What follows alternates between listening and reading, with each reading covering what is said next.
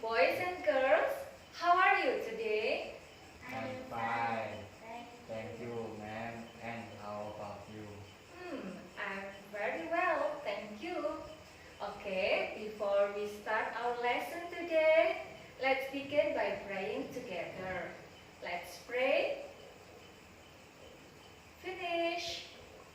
Now, I would like you to close your book. Close your book. Put your pen. Be relaxed and open your mind. As we know that last week, we have just celebrated the great day of Muslim people in the world that we call Lebaran. Now, I want to know about your holiday. What did you do during the holiday? Where did you go? Where did you go during your holiday? And how was your holiday? How did you feel? Do you know what I mean? Yes. Artinya adalah karena minggu yang lalu kita sudah merayakan hari raya besar umat muslim di seluruh dunia yang disebut dengan Lebaran. Lalu hari ini Mem cuma pengen tahu kalian itu selama liburan itu ngapain aja sih? Kalian pergi kemana? Dan bagaimana perasaan kalian selama menikmati liburan gitu? Mbak Selin, could you tell us about your holiday? Where did you go last week? To the Prambanan Temple. Oh, Mbak Selin went to Prambanan. Walking around the temple. Okay, what did you do ya? So, you apa tadi? Repeat once again. Walking around the temple. Oh, walking around the temple. Then, Taking photo. taking foto ya.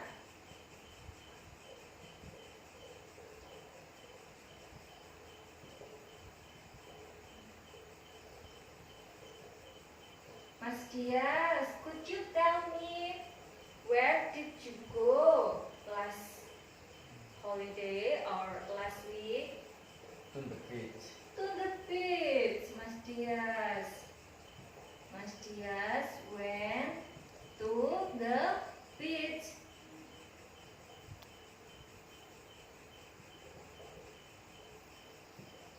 Then, what did you do there?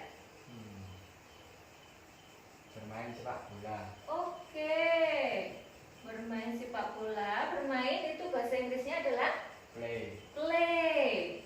Because we tell about the past tense, so we use verb to ya. We play football. Any other activities? Bermain pasir. Bermain pasir, ya.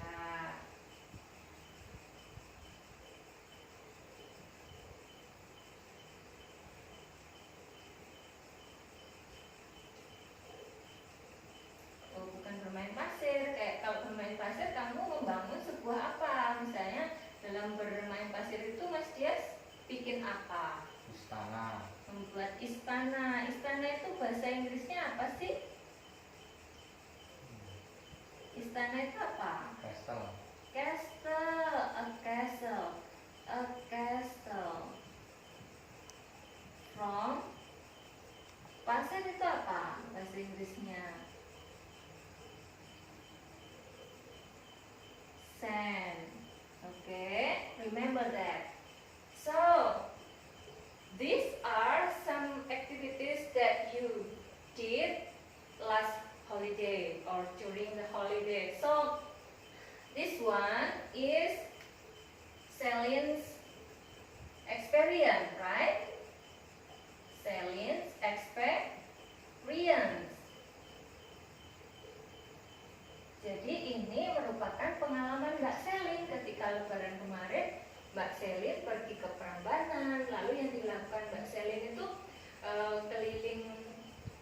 Prambanan, terus foto-foto seperti itu.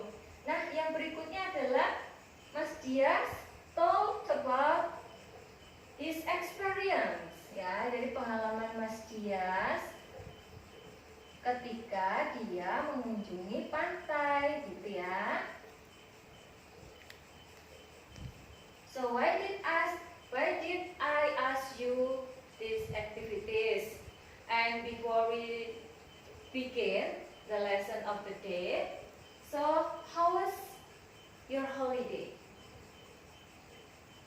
How did you feel? Happy. Happy? Mbak Selly? Happy. Okay. So both of you are happy, right? Okay.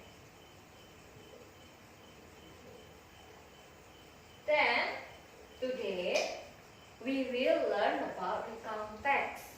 What will we learn? What will we learn? We will learn about the definition of recount text, the types of recount text, language feature that used in recount text, and the generic structure of recount text.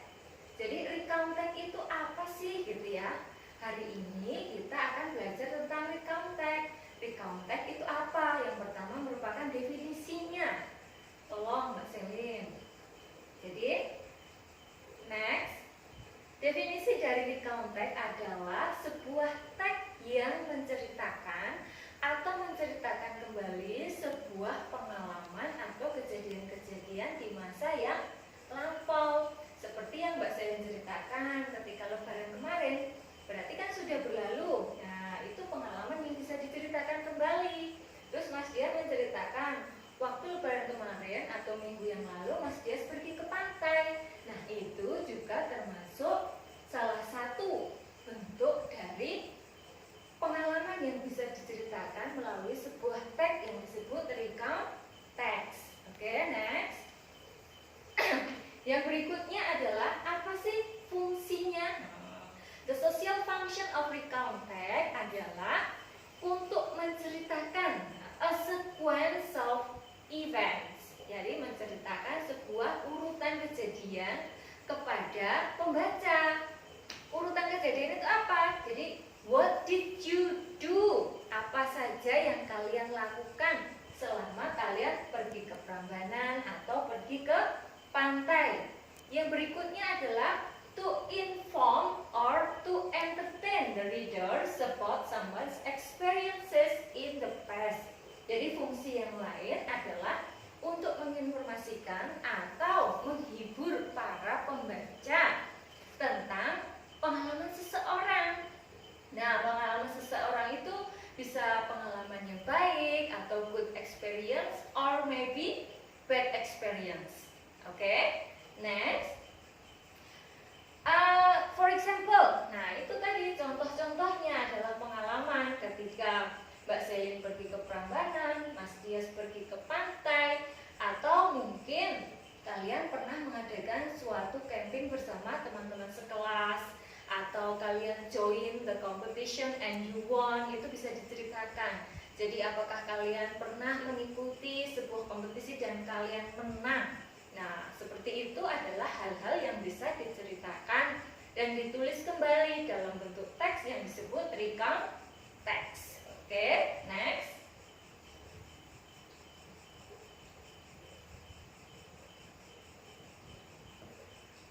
Nah, itu bisa dilihat tadi, next. Nah, sekarang kita akan mulai dengan explanation berikutnya atau penjelasan berikutnya mengenai jenis-jenis daripada recount text, the types of recount text. Ya, yang pertama adalah personal recount text. Personal recount text itu apa? Personal recount text itu adalah sebuah teks yang menceritakan pengalaman pribadi daripada si penulis. Misalnya, Mas Dias menuliskan pengalaman Mas Dias sendiri ke dalam sebuah teks. Misalnya, minggu yang lalu, last week, I went to the beach. Terus diceritakan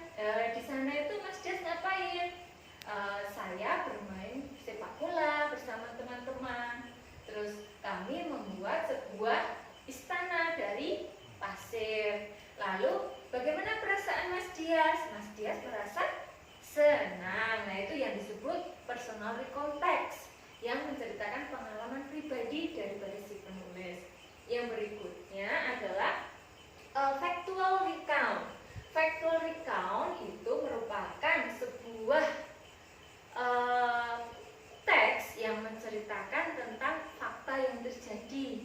Misalnya, Mbak Selin terlibat dalam kejadian itu. Misalnya Mbak Selin cuma menceritakan, kemarin itu ada kebakaran rumah loh. Terus, or maybe Mbak Selin bisa menceritakan, oh kemarin itu saya melihat seorang pencuri itu menjamret tas seorang wanita di mall dan lain sebagainya. Nah, itu bisa disebut dengan reporting an event that happened in the past gitu. Jadi melaporkan sesuatu atau menceritakan sesuatu atau juga bisa menginformasikan sesuatu tentang fakta yang pernah terjadi di waktu yang lampau. Yang berikutnya adalah jenis recount text yang disebut biographical recount. Biographical recount itu adalah sebuah teks yang menceritakan seseorang yang penting. Biasanya orang tersebut terkenal karena pencapaiannya.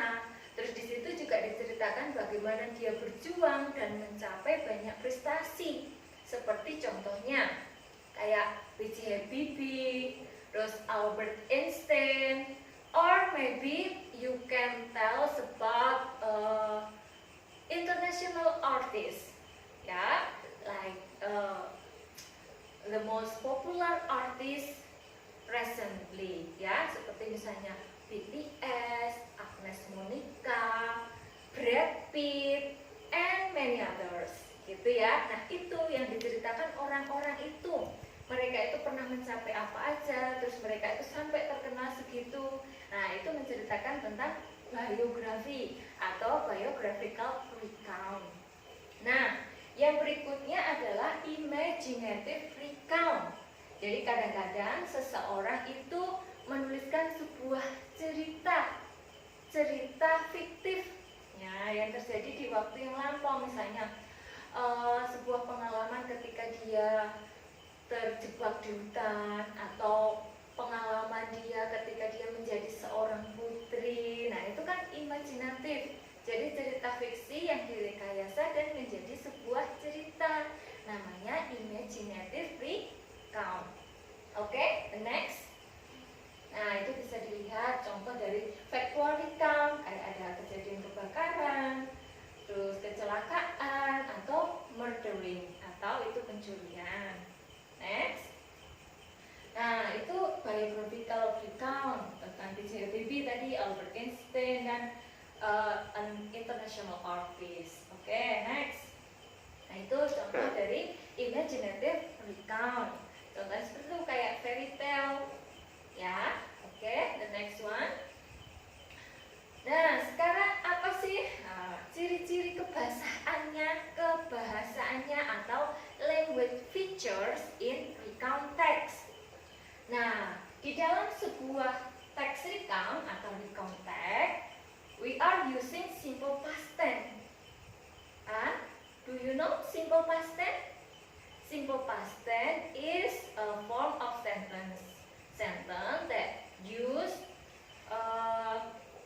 or tells about past event. Jadi ciri khasnya apa sih simple past tense itu? Ciri khasnya itu menggunakan verb atau kata kerja bentuk kedua. Nah, itu ciri pertama, language feature-nya itu.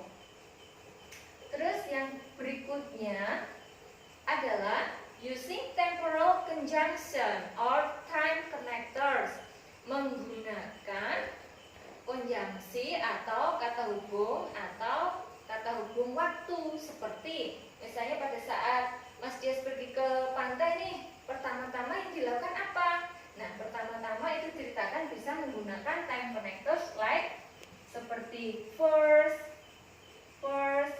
second,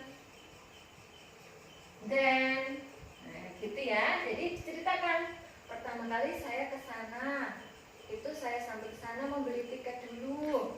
Lalu yang kedua, saya langsung berlari-lari di depan pantai. Saya bermain sepak bola.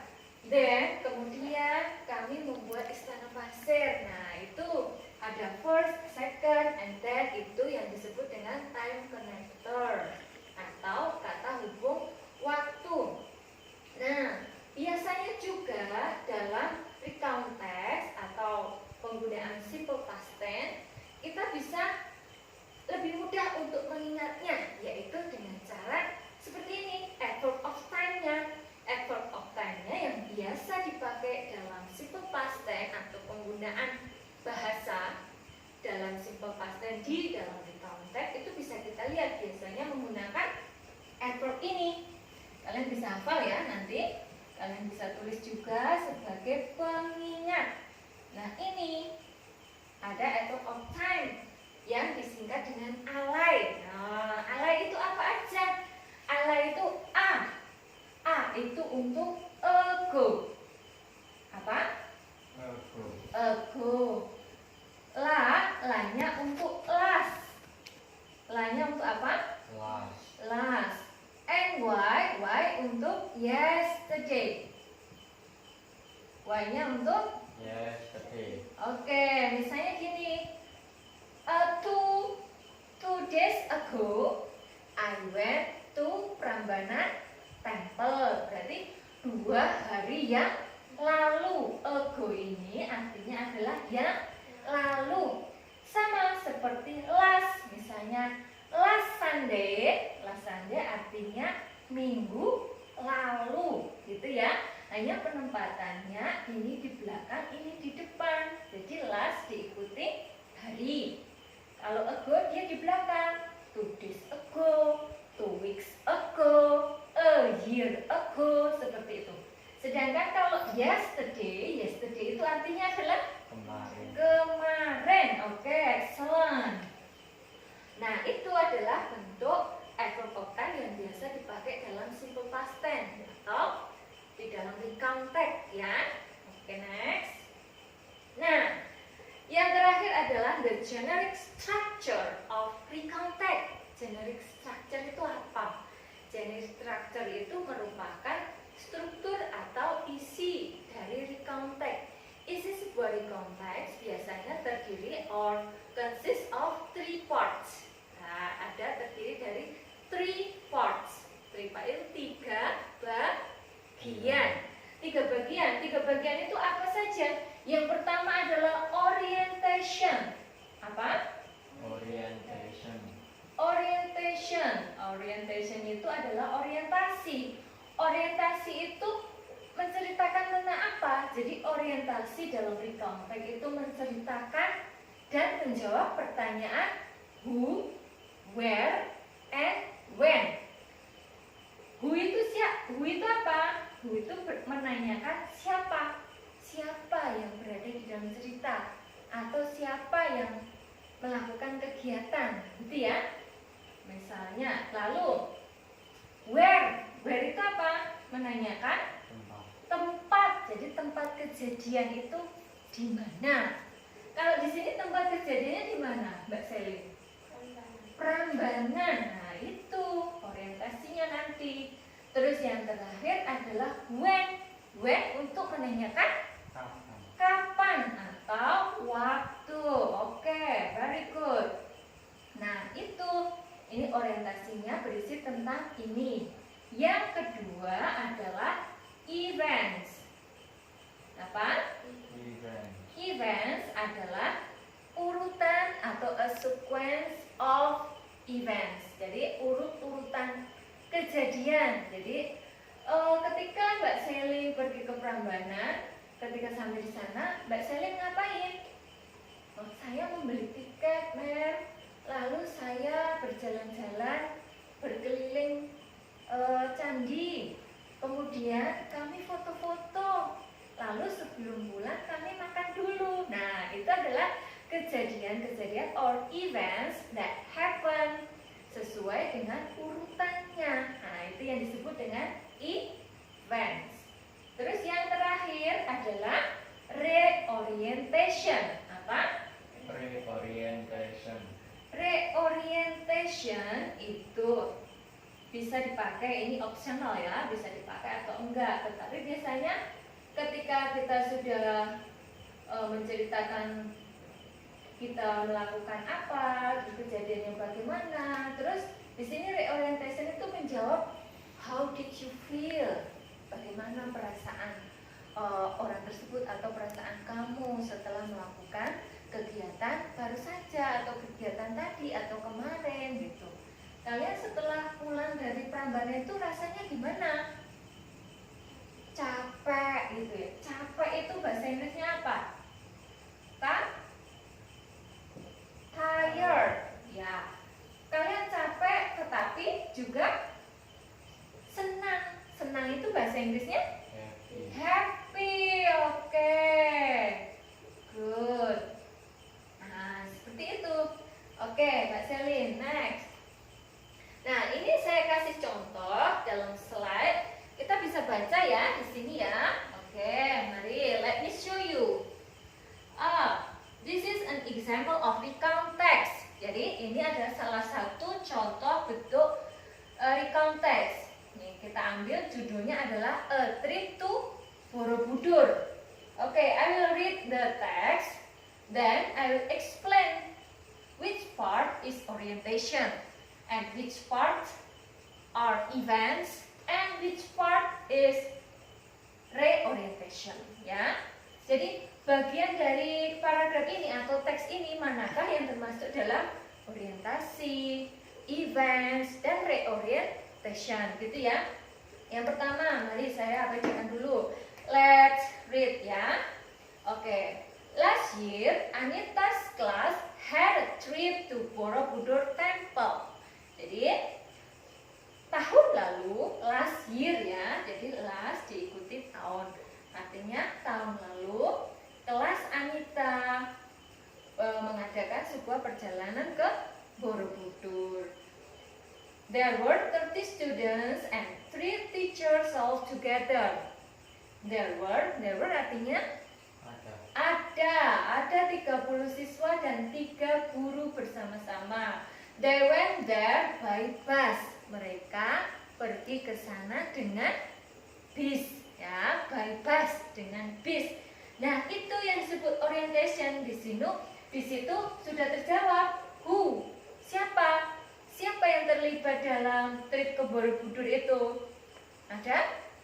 There were students and teachers. Okay, very good.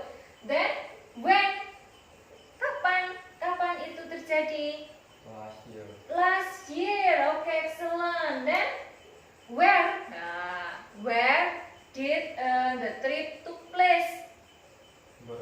Ke Borobudur Temple. Jadi dalam paragraf pertama sudah dijelaskan, itu sudah menjawab siapa, di mana, dan kapan. Nah, itu yang disebut dengan orientasi. Part 2. Okay, I will read first. As soon as they arrived at Borobudur Temple, one of their teachers bought tickets. Then they entered the temple area, went up to the top of the temple, and went around. Artinya apa? Setelah sampai di sana, salah satu dari guru mereka membeli tiket. Then, di situ ada then, kemudian gitu ya, itu time connectornya. They enter the temple area. Mereka memasuki area candi, pergi ke bagian paling atas candi dan jalan-jalan berkeliling, gitu ya. Lalu apa yang mereka lakukan berikutnya? They saw many local foreign tourists there. Mereka melihat banyak turis di sana. Turis itu di situ dijelaskan ada local and foreign tourist. Local itu apa? Turis lokal. Berarti turis lokal itu orang Indonesia. Kalau foreign, the opposite of local. Apa? Foreign itu apa? Foreign itu asing, ya, pengunjung asing. Jadi foreign itu pengunjung asing dari negara lain, seperti itu.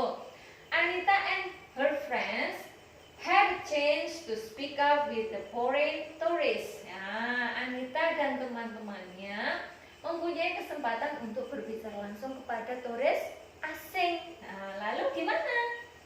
Di situ juga dijelaskan, the student were a little bit nervous. Nah, murid-murid itu sedikit nervous. Nervous itu tahu ya? Gugup, ya, canggung, seperti itu. Because it was their first time speaking English with foreign tourists, gitu ya. Itu terjadi karena mereka baru pertama kali berbicara dalam bahasa Inggris dengan orang asing. Lalu, apa yang mereka lakukan di situ juga dijelaskan. At noon, they gathered at a restaurant and had lunch together. Ya, at noon itu apa? Pada siang hari, mereka berkumpul di sebuah restoran dan makan siang bersama. Nah, itu adalah a sequence of events that happen in the trip, ya. Jadi itu adalah kejadian-kejadian yang terjadi di trip tersebut, gitu. Dijelaskan dari awal sampai at noon. Lalu yang terakhir di sini bagian orientationnya. They went home in the evening. Went home artinya pulang di sore hari. They felt so tired. Tired tadi apa? Lelah. But they were very happy. Meskipun mereka lelah, tetapi mereka juga senang. It was really unforgettable trip. Unforgettable? Tidak terlupakan. Nah, berarti pengalaman itu meskipun melelahkan tetapi sangat menyenangkan. Seperti itu ya. Nah, okay. Do you have any questions so far? No. No. Is it clear enough? Yes. Yes. Okay. Very good. Because I have to attend an important meeting. So I will give you an assignment, and Mas Dias, please you collect your friends' work and put them on my desk by 11 p.m. Okay, or before the bell rings. Okay? Okay. Okay. So the task is I'll give you a text. Yeah, because this is a recount text. So I'll give you an example of recount text. Another example of recount text. You can read first carefully, and you have to answer the following question based on the text. Then the next task is find the language features of the text above. Ya, carilah ciri kebahasaan yang dipakai di situ. Yang termasuk dalam ciri kebahasaan di sini apa? Yang pertama atau first, please you identify which one is the verbs. Ya, from each sentences in the text. The second one is adverb of time that used in the text. The last one is conjunction. Conjunction? Ya, konjungsi atau kata hubung or time connectors. Okay, as I said before. Okay, I think that's all for today. Thank you very much for your attention and see you in the next meeting. Thank you, ma'am. Okay, you're welcome.